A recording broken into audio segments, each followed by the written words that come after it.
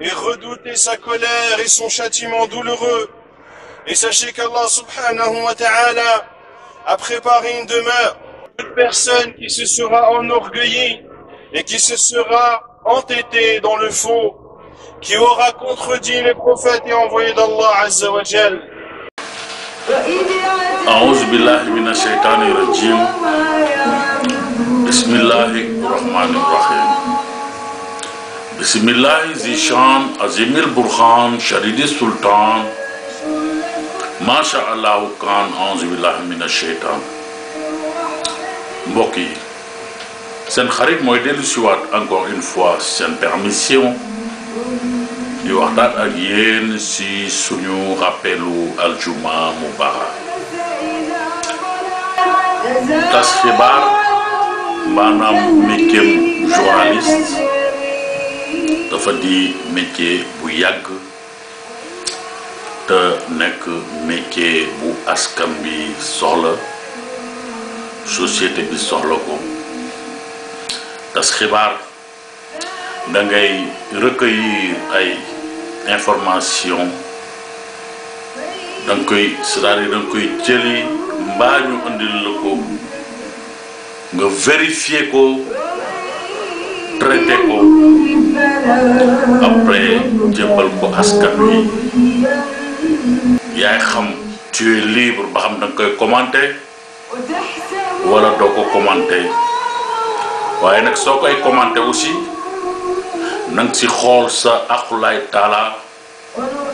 bañ a dénaturer l'information bañ si am benn parti pris def ko mu ànd ak li tubaab jargon bi ngeen di wax yéen la déontologie. xibaar su jaaree yoon nga respecté charte yépp li muy defar bëri na lool waaye su jaarul yoon langage bi woddoo ko maanaam nga defee ko nu la neexee waxee ko nu la neexee loolu mën na yàq lu bari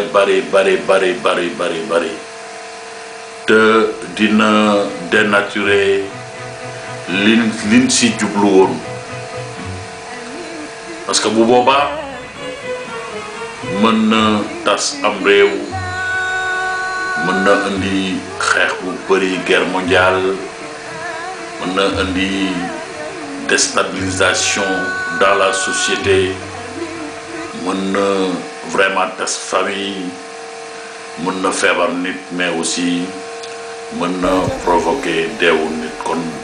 na leen def très attention bu ñuy joxeti xabaar ñu teg suñu aqulay taala te xool si yàlla teg di allahu subhanahu wa taala si suñu kanam si seen kanam. yaa leen man wala si faqa siwa min al baraya bil huda atabada kalbu sama sanga ba ca Madina Mamadou Lamine Doo ñoom duñu yow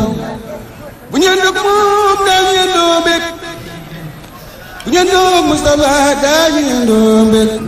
imam al aramayni Mamadou Lamine Doo ñoom duñu yow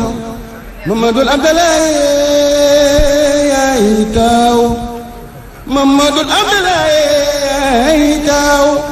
Mamadou Abdalaye yaay taaw Mamadou Abdalaye yaay taaw ya Rasulallah loolu de ko génne Makata ngir bañ islam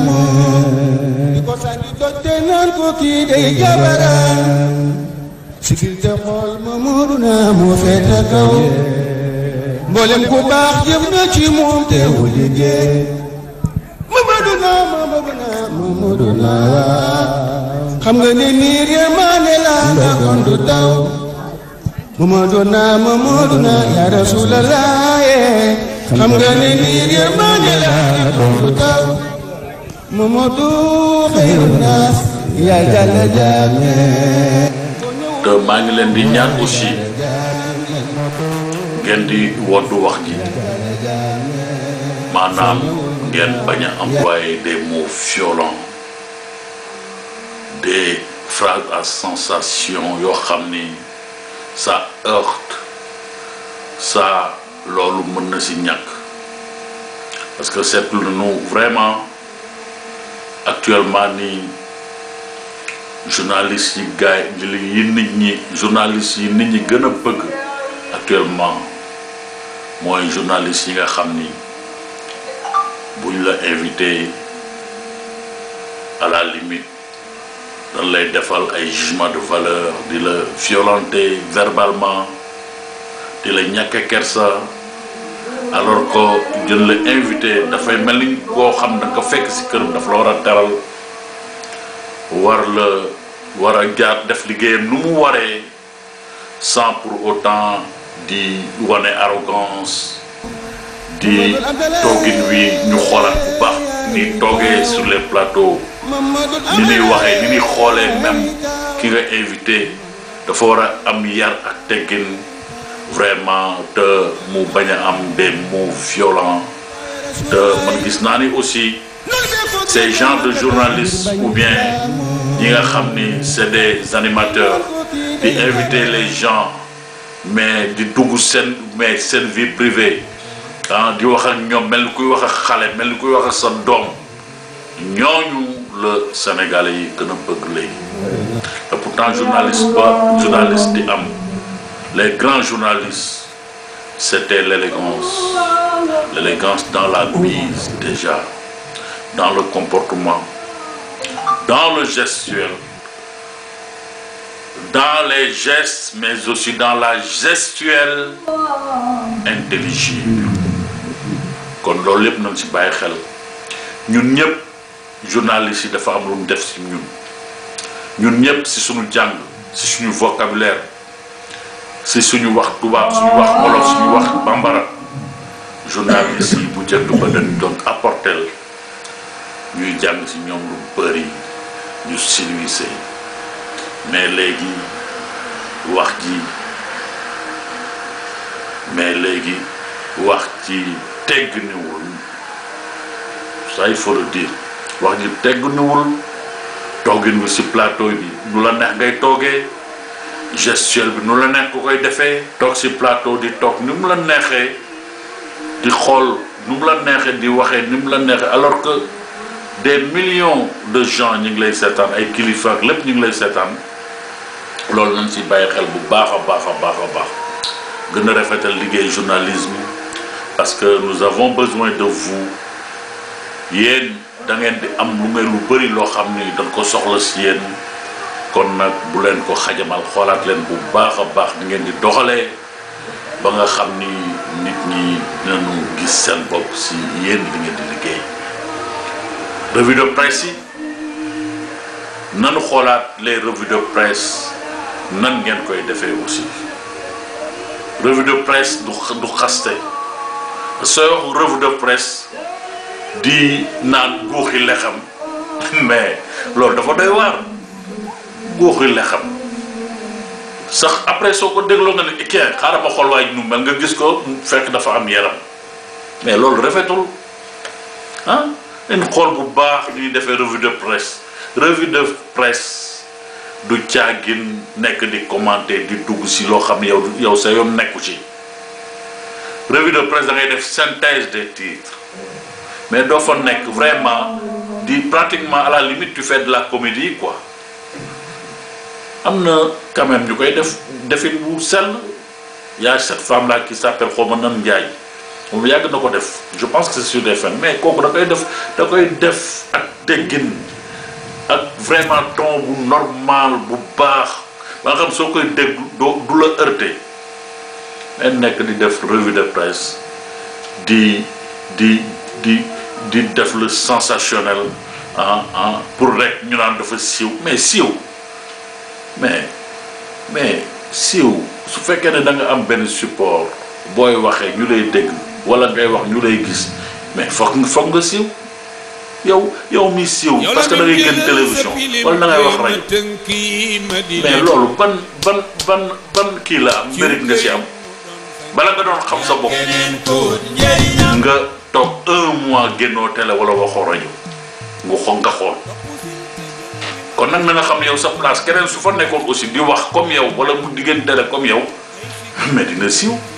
loolu du wax li ngay liggéey da koy def mu sell loolu mooy wax ji mais nag heureusement ba léegi y a de bons journalistes yu civilisés yu am fulla am fayda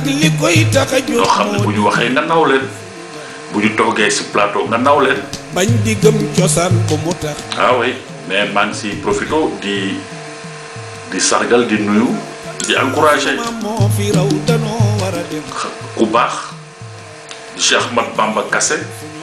suma xarit kooku naw naa ko lool maa ngi koy ñaanal bu baax mu yàlla lafal ko cat yéen biñ koy yenn si kuréelu journaliste yi mu réussir que de main de maître am si ndam bu baax yàlla lafal ko cat yéen journaliste yëpp maa ngi leen di ñaanal yéen ñëpp yàlla xiir leen si def lu baax wax lu baax parce que seen liggéey bi si liggéey yi gën a noble la bokk da ngeen si bàyyi xel te loo gis si àdduna si nettali rek lay mujj maa ngi leen di gërëm bu baax yéen ñëpp di leen ñaanal yàlla xiir leen si def lu baax ba seen liggéey bi te ngeen bàyyi cette phrase que vous aimez employer cette théorie qui veut que les trains qui viennent à l'heure ne vous intéressent pas et que seuls les trains qui viennent en retard qui vous intéressent loolu xoolaat leen ko bu baax lu garaaw la ça veut dire que li baax yéen ñi intéressé wu ren li nga xam ne bon rek moo bon ngeen di traité non da ngeen war a traité train yi ñëw à l'heure comme ni ngeen di traité train yi nga xam ne dañu dul ñëw à l'heure pour ne serait-ce pour l'équilibre te aussi à force de traiter que le mal ce qui n'est pas bien ce qui est négatif on devient soi-même négatif te loolu day wàññi ci seen évolution lu bëri su ngeen di traiter que les trains en retard yéen seen bopp